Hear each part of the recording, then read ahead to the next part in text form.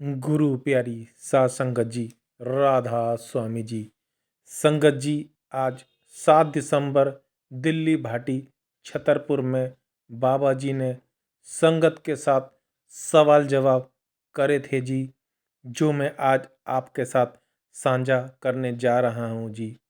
संगत जी, जिसने फ्राइडे यानी कि शुक्रवार 6 दिसंबर के सवाल जवाब नहीं सुने हैं, वह मेरे चैनल पर जाके उन्हें सुन सकता है जी।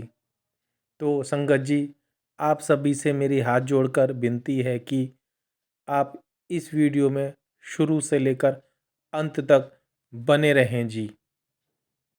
संगत जी, आज जब बाबा जी और हुजूर जी स्टेज पर आए तो बाबा जी ने हाफ कलर का स्लीव चेक वाला स्वेटर पहना हुआ था और हुजूर जी ने क्रीम कलर की लोई ओढ़ी हुई थी जी, जो कि बहुत अच्छी लग रही थी। इसके बाद सत्संगकर्ता जी ने संगत जी लगभग 35 से 40 मिनट का सत्संग फरमाया। जब बाबा जी स्टेज पर आए तो वहाँ पर शब्द चल रहे थे जी। फिर बाबा जी ने स्टेज पर सभी संगत को दर्शन दिए और अपनी प्यार भरी दृष्टि डाली थी जी। एक लड़का बाबा जी से कहता है कि बाबा जी, मेरी बहन को मेरे मम्मी पापा कहते हैं कि तू आईपीएस बन जा या फिर विदेश चली जा, तो उसको समझ नहीं आ रहा कि वह क्या करे। बाबा जी ने हंसते हुए कहा कि बेटा, पुलिस में भी जाएगी तो डंडे आदमियों को मारेगी। अब उसको डंडे मारना पसंद है तो पुलिस में ही उसे जाना चाहिए। इस बात पर भी संगत बहुत हंसी थी जी। फिर यही लड़का कहने लगा कि बाबा जी, मेरा मन पढ़ाई में नहीं लगता। तो बाबा जी ने पूछा कि तेरा मन कहाँ लगता है, मुझे सब पता है। यह बात सुनकर संगत और हुजूर जी भी मुस्कुराए थे जी। फिर एक लड़की बाबा जी से पूछने लगी कि बाबा जी, मैं जब भी किसी काम को करना चाहती हूँ तो उसको शुरू करने से पहले मुझे अंदर से घबराहट होती है, मैं डर जाती हूँ। तो बाबा जी ने समझाया कि बेटा, घबराहट होना ठीक है, लेकिन खुद पर विश्वास रखें और बेटा, डरने की कोई ज़रूरत नहीं। मालिक हमारे साथ हैं। मालिक ने जो लिखा है वही होगा। आप सब कुछ मालिक पर छोड़ दें और अपनी तरफ से ईमानदारी से काम करें। कभी किसी के साथ बेटा गलत नहीं करें। फिर यही लड़की कहने लगी कि बाबा जी, मेरे पेरेंट्स मेरी बहुत चिंता करते हैं। तो बाबा जी ने समझाया कि बेटा, सभी पेरेंट्स को अपने बच्चों की चिंता होती है। उनकी भी बेटा चिंता करना जायज़ है। आप उन्हें अपने पैरों पर खड़ा होकर एक अच्छा उदाहरण बनकर दिखाएं, जिससे उन्हें खुशी मिलेगी। फिर यही लड़की बाबा जी से कहने लगी कि बाबा जी, मेरी दादी कहती हैं कि बाबा जी से बोलना कि वह हमेशा हंसते रहा करें। तो इस पर बाबा जी ने हंसते हुए गाना सुनाया।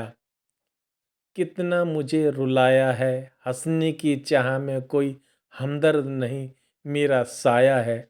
यह सुनकर संगत बहुत ज़ोर से हंसी थी जी और हुजूर जी भी इस पर हंसे थे जी। फिर बाबा जी ने संगत की तरफ इशारा करते हुए कहा कि यह मेरी रोने की वजह। इस बात पर संगत फिर से हंस पड़ी थी जी। फिर एक भाई बाबा जी से कहने लगा कि बाबा जी, मैं यहाँ आपसे माफ़ी मांगने आया हूँ। मुझसे जो बहुत गलतियाँ हुई हैं उनके लिए मुझे माफ़ कर देना। बाबा जी ने कहा कि बेटा, मैं कौन होता हूँ किसी को माफ़ करने वाला। माफ़ करने वाला वह मालिक है बेटा। बाबा जी बोले, बेटा आखिर मैं तो आप सब बेटा कर्मों का हिसाब है। कर्मों का तो मैं ना आपसे ले सकता हूँ, न मैं आपको दे सकता हूँ।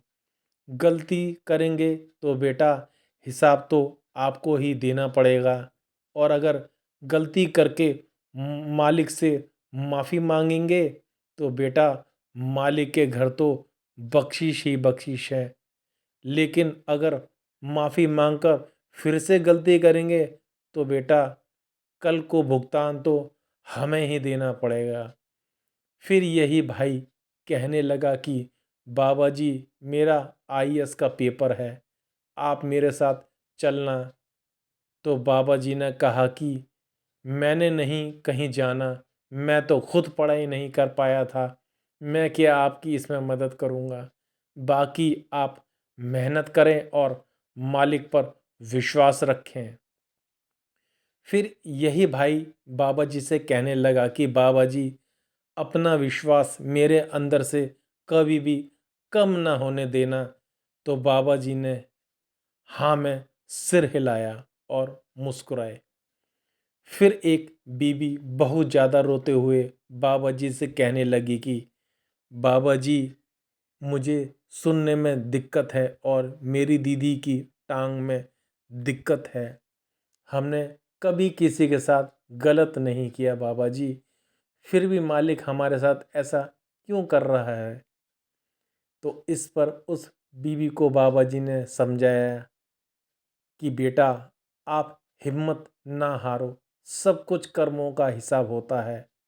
मालिक पर विश्वास रखो। मालिक कभी किसी के साथ बेटा पक्षपात नहीं करता। बाबा जी ने आखिर में फिर से इस रोती हुई लड़की को कहा कि बेटा आप हिम्मत ना हारो।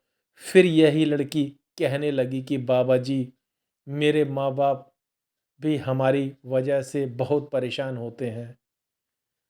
तो बाबा जी ने कहा कि बेटा माँ बाप की एक जिम्मेदारी होती है और माँ बाप अपने बच्चों की चिंता करते ही हैं।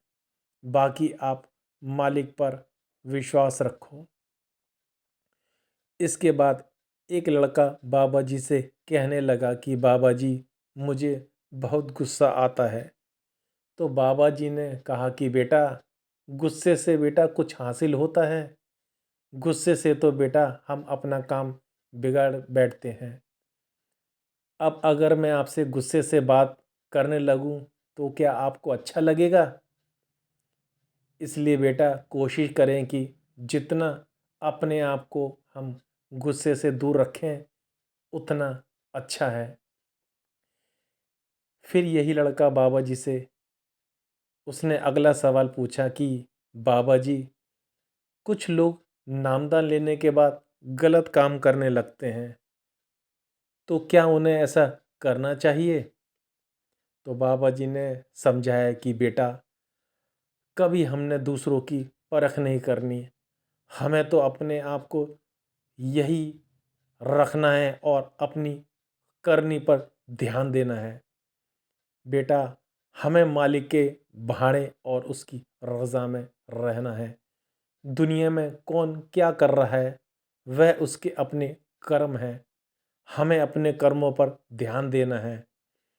फिर एक लड़का बाबा जी से कहने लगा कि बाबा जी मैं बड़ी ईमानदारी से काम करता हूँ, लेकिन मैं बहुत ज़्यादा टेंशन में रहता हूँ, मैं बहुत ज़्यादा सोचता हूँ।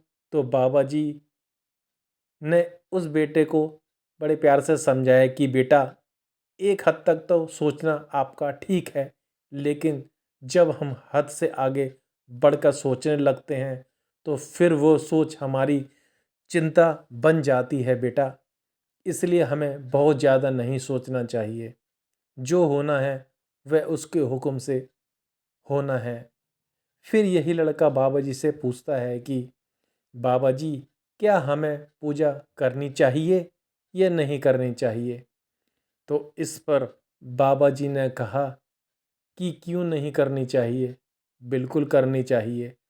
अगर हम अपने लक्ष्य को आगे रखकर पूजा करेंगे तो हम एक न एक दिन बेटा अपने लक्ष्य को जरूर हासिल करेंगे। लेकिन अगर बिना किसी लक्ष्य के करेंगे तो बेटा उसका कोई फायदा नहीं होगा। इसके बाद एक लड़की ने बाबा जी से पूछा था कि बाबा जी, मैं यहाँ सोचकर आई थी कि अगर कल मेरी नामदान की पर्ची ना मिली तो मैं लंगर और पैक लंच नहीं खाऊंगी। तो बाबा जी ने इस लड़की को हंसते हुए और स्माइल करते हुए कहा कि बेटा, भूखे रहने से मालिक मिल जाता तो बेटा इससे आसान और सस्ता सौदा क्या होता।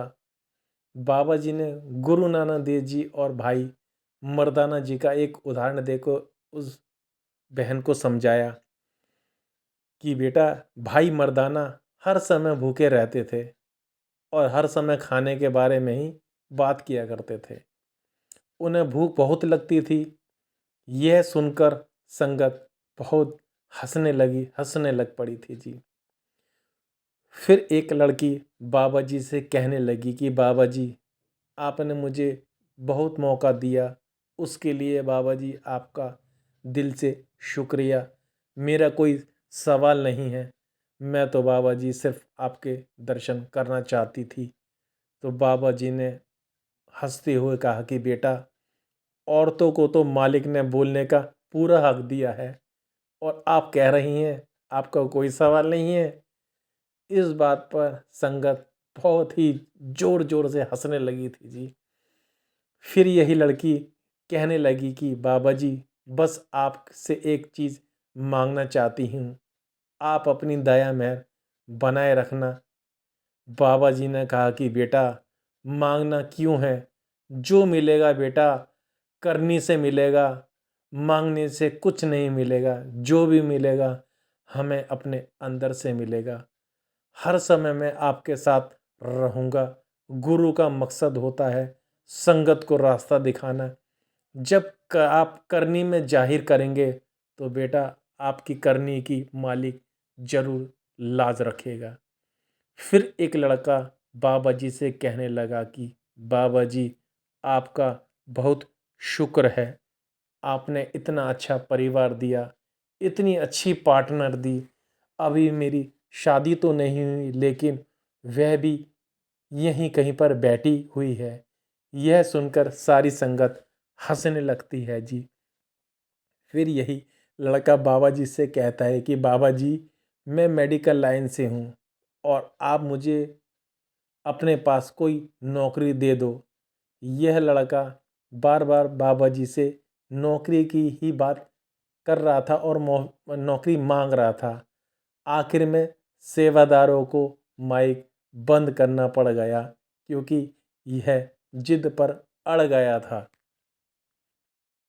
इसलिए संगत जी, कहा जाता है कि बाबा जी से आप सवाल जवाब जरूर करें, यह हमारा हक है। लेकिन साथ संगत जी, इसके साथ हमें यह भी सोचना चाहिए कि हम किसके सामने खड़े हैं और कुल मालिक के सामने खड़े हैं। इसलिए हमारे सवाल जवाब ऐसे होने चाहिए जो कि रूहानियत या परमार्थ से रिलेटेड होने चाहिए। एक भाई ने बाबा जी से पूछा कि बाबा जी, हमें सब पता होता है कि क्या सही है और क्या गलत, लेकिन फिर भी हम गलत रास्ते को चुन लेते हैं। बाबा जी ने समझाया कि बेटा, हम क्योंकि मन के अधीन हुए बैठे हैं। मन हमेशा आसान रास्ता ढूंढता है, लेकिन हमें यह बात नहीं भूलनी चाहिए कि कल को जो हिसाब हमें ही देना पड़ेगा। अच्छा रास्ता चुनेंगे तो बोझ नहीं पड़ेगा, लेकिन गलत रास्ता चुनेंगे तो अपने ऊपर ही बोझ बढ़ाकर बैठ जाएंगे। फिर यही भाई कहने लगा कि बाबा जी, आपसे एक और विनती है। मेरे मामा की शादी नहीं हो रही। वह एक सत्संगी हैं और बहुत सेवा करते हैं, लेकिन उनकी शादी नहीं हो पा रही। आप कुछ कीजिए। इस सवाल पर संगत हंस पड़ी थी जी। और बाबा जी ने बीवियों की तरफ इशारा करते हुए इस भाई को कहा कि आपकी बात सब बीवियों तक पहुंच गई है, कोई ना कोई मिल जाएगी। इस बात पर भी संगत बहुत जोर जोर से संगत जी खूब हंसी थी जी।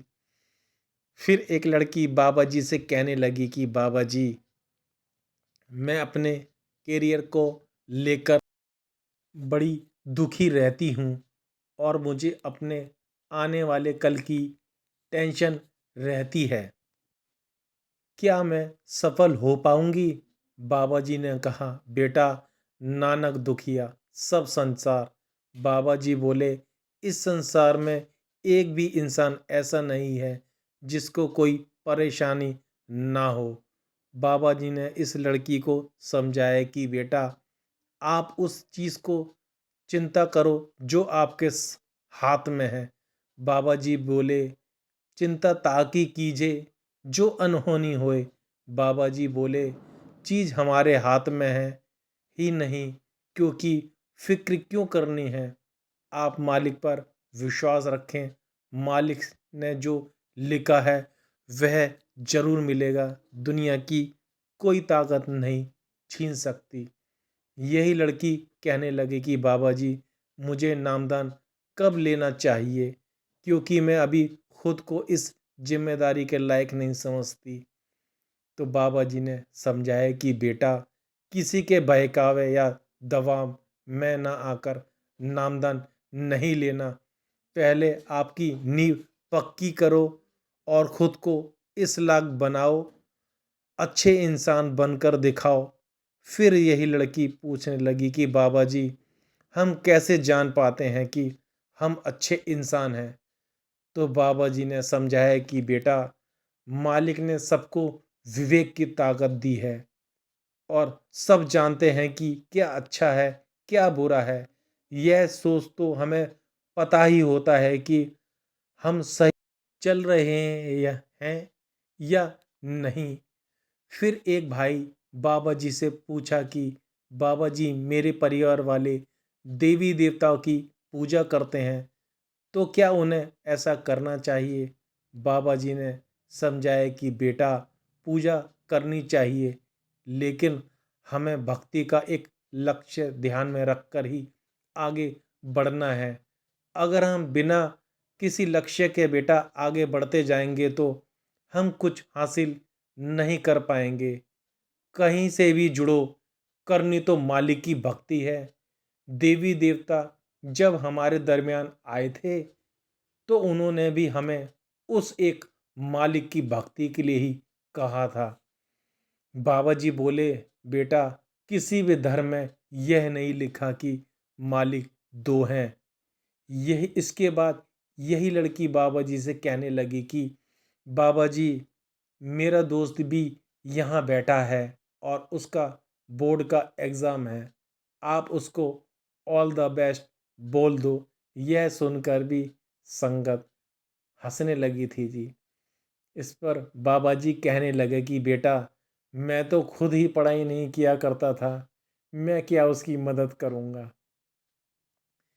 फिर एक लड़की बाबा जी से रोते हुए कहने लगी कि बाबा जी, आप मेरे सब कुछ हो, आप ही आप हो, मेरे लिए चारों तरफ आप हो। यही लड़की लगातार एक ही वर्ड बोलती ही जा रही थी, आप मुझे अपनी तरफ लगाए रखना। तो बाबा जी ने कहा कि ओ बीबा, सांस तो ले ले। यह सुनकर संगत हंसने लगती है जी। बाबा जी के कहने के बाद भी फिर से यही लड़की नॉन स्टॉप शुरू हो गई।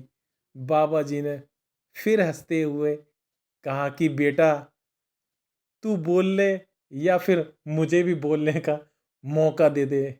इस पर संगत बहुत जोर से हंसने लगी और हुजूर जी भी बहुत हंसे और मुस्कुराए।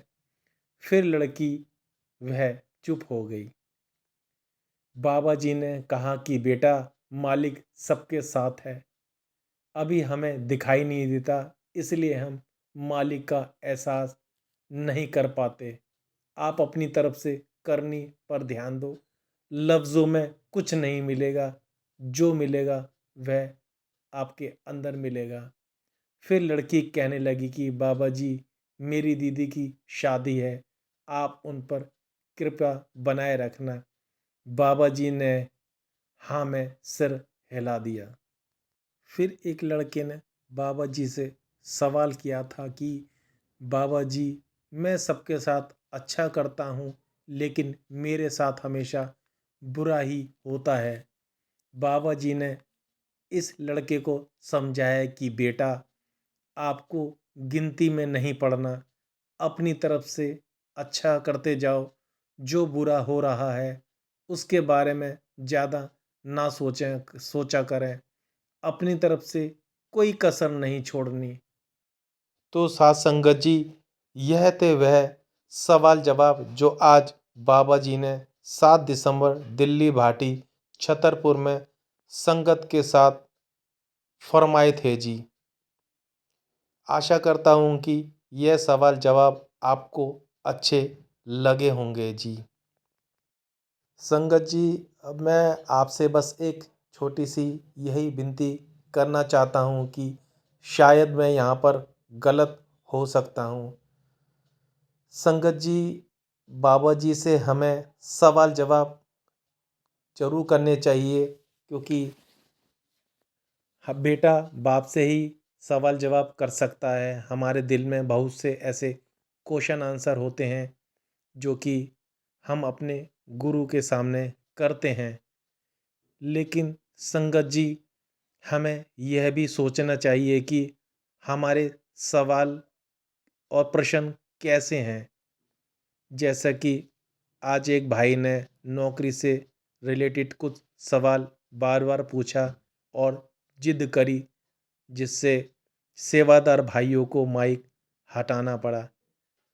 संगत जी, बाबा जी के सामने हमारे सवाल जवाब संतमत, रूहानियत या भजन सिमरन से ही रिलेटेड होने चाहिए।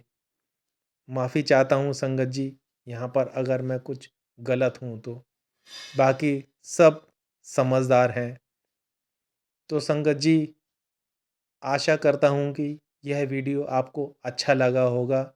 अगर यह वीडियो आपको अच्छा लगे तो आप इसे शेयर भी कर सकते हैं, मेरे चैनल को सब्सक्राइब भी कर सकते हैं। कमेंट्स में राधा स्वामी लिखना ना भूलें जी। तो संगत जी, एक और छोटी सी आपसे विनती है कि कल संडे है, यानी रविवार का दिन है। कल बाबा जी खुद सत्संग फरमाएंगे जी। तो संगत जी, आप सभी कल अपने टाइम से पहले घर से निकल जाए जी, जिससे आपको ट्रैफिक में जाम का सामना ना करना पड़े जी। क्योंकि कल संडे है, बाबा जी का लास्ट सत्संग है, तो रश होने की संभावना ज़्यादा है। इसलिए आप अपनी पर्सनल कन्वेंस या ओला उबर से आ रहे हैं तो जी, ट्रैफिक सेवादार भाइयों को सपोर्ट और उनका सहयोग करें जी, जिससे आप संगत जाम में ना फंसें जी, और हम टाइम से सत्संग घर पहुंच जाए जी। तो यह थी एक छोटी सी विनती। तो संगत जी, इसी के साथ मैं आपसे विदा लेता हूँ। जल्दी ही मिलते हैं एक नई वीडियो के साथ। जब तक आप अपना और अपने परिवार का ध्यान रखिए। आप सभी को दोनों हाथ जोड़कर प्यार भरी राधा स्वामी जी।